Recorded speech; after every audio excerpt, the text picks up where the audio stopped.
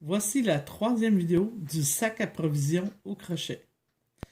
Dans cette vidéo, nous allons terminer le sac. Terminer par la bordure et les anses. Mais tout d'abord, assurez-vous d'avoir bien 50 rangs, 50 tours d'effectuer au total et d'avoir 48 petits arceaux sur tout le tour. Il faut être aussi au bon endroit, avoir terminé exactement à une fin de tour, donc par la maille coulée qui unit le tour. Et nous allons être prêts à faire la bordure. Tout d'abord, pour le premier tour, nous devons avancer d'une seule maille par une maille coulée sur l'arceau qui suit le départ. Voilà, je vais faire une petite maille coulée ici sur l'arceau. Maintenant, on débute. On fait une maille en l'air qui va remplacer une maille serrée. Puis, je vais faire 3 mailles serrées dans l'arceau. Une règle au crochet, c'est chaque fois que j'ai des arceaux, je dois piquer sous l'arceau et non dans la chaînette. Donc, je viens ici et je fais mes 3 mailles serrées. 1, 2 et 3. Donc, à partir d'ici, et dans chacun des 47 arceaux suivants, nous allons faire 4 mailles serrées dans chacune, puisqu'ici, la maille en l'air du départ remplaçait une maille serrée. Donc, je fais 4 mailles serrées dans chaque arceau du tour de mon sac. Je viens de terminer mon premier tour. Je vais simplement enlever mon petit repère et terminer par une maille coulée dans la maille en l'air du début du tour. Et chaque tour de la bordure va être complété de cette façon. Maintenant, il ne nous reste plus qu'à faire 3 tours de plus en maille serrée. J'ai obtenu 192 mailles parce que j'ai mis 4 mailles dans chaque arceau. Donc, ça m'a donné 192 mailles au total.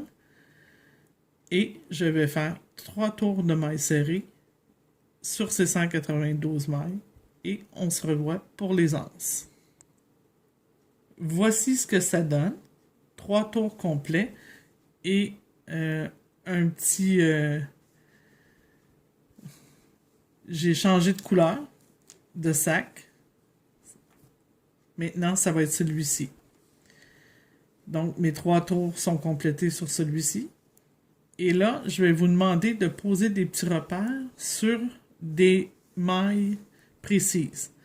Donc, si on part du début, vous allez compter à la 49e. Vous allez poser un petit marqueur sur la 49e. Une sur la 96e. Et un autre sur la 145e. C'est très important parce que c'est mes points de repère pour mes anses. Maintenant, je vais débuter mes anses. J'ai débuté le tour de l'anse.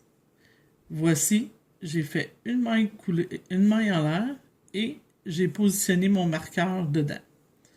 Ensuite, pour chacune des anses, vous devrez faire 140 mailles en l'air. Ici, là, j'en ai fait moins pour que ce soit plus rapide. D'accord? Donc, 140 mailles en l'air pour votre première anse que vous allez venir rattacher au premier repère. Donc, je vais l'enlever. C'était celui de la 49e maille. Donc, j'ai ici et je fais une maille serrée. Et prenez soin de bien placer votre chaînette pour pas qu'elle soit tordue lorsque vous allez positionner votre maille. Maintenant, on va faire des mailles serrées jusqu'à l'autre marqueur, qui est celui du 96e, la 96e maille. Donc, tout en maille serrée jusqu'à la 96e maille. Vous voyez, j'ai terminé à la 96e ici. Maintenant, j'ai pris un petit peu d'avance. J'ai commencé la chaînette pour la prochaine anse, qui sera de 140 mailles en l'air, elle aussi. 140 mailles en l'air. Et qu'on va venir rattacher sur le troisième marqueur, qui est celui de la 145e maille. Si j'enlève mon petit repère, je vais venir ici, le positionner.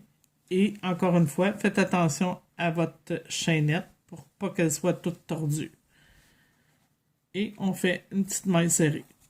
Maintenant, on va crocheter en maille serrée jusqu'à la maille de départ où nous avons placé notre marqueur. Donc, on termine ça ici tout en maille serrée jusqu'au marqueur. Je complète le premier tour pour les anses. Donc, j'enlève mon petit repère qui était placé dans ma première maille en l'air du tour. Je viens faire une maille coulée dans cette maille.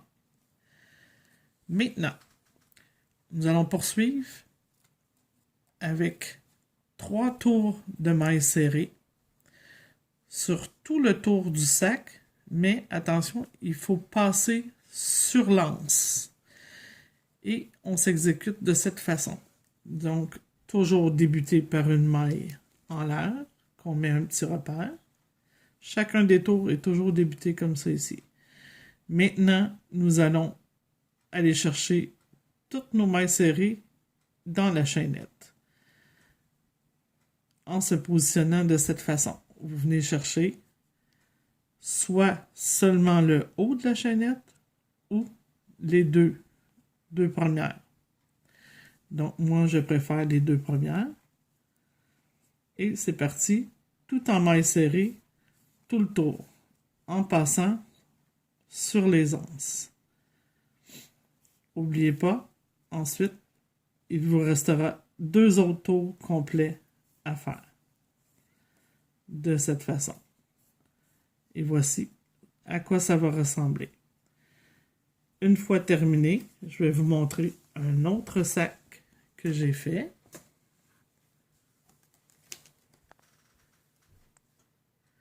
Voici, j'ai changé de sac. Sur celui-ci, la fibre est un petit peu plus grosse. Donc, j'ai fait un petit peu moins de tours là, par-dessus mon anse. J'ai celui du premier tour de l'anse, puis en plus 2 que je suis venu terminer, toujours à la même endroit. On va couper le fil. On va venir le passer dans l'anneau pour la fixer. Et par la suite, à la fin, vous avez qu'à rentrer vos fils. Maintenant, pour avoir un sac un petit peu plus solide, nous allons faire 2 tours à l'intérieur des anses. Donc, je vais me positionner de cette façon. Je vais commencer par un coin, mais sur la bordure du sac, de cette façon. Ici, j'en laisse un petit bout et je débute toujours par une maille en l'air. Je viens placer mon marqueur dedans et je poursuis en maille serrée à l'intérieur des anses.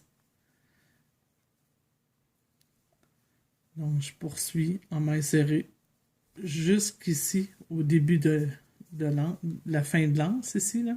Puis, je vous montre comment monter dessous l'anse. Je viens de terminer jusqu'au début de l'anse. Voyez-vous, ici, c'était vraiment la dernière maille que je pouvais faire. Celle-ci débutait l'autre section. Maintenant, je dois crocheter dans le côté opposé de l'anse, comme ça ici, l'intérieur. Je viens chercher le petit côté qu'on ne s'est pas servi au départ. Donc ici, Et en faisant ces 2 tours à l'intérieur des anses, je vais renforcer mon anse. Elle va être beaucoup plus solide. Et voilà, fait que ça ne paraît pas du tout. Ça va venir donner de l'épaisseur aussi à mon anse. Donc on termine, on fait 2 tours complets à l'intérieur de l'anse. Puis faites la même chose sur l'autre anse. Et votre sac va être terminé. Votre projet va être complété. Et il ne reste plus qu'à choisir d'autres couleurs pour en faire un nouveau.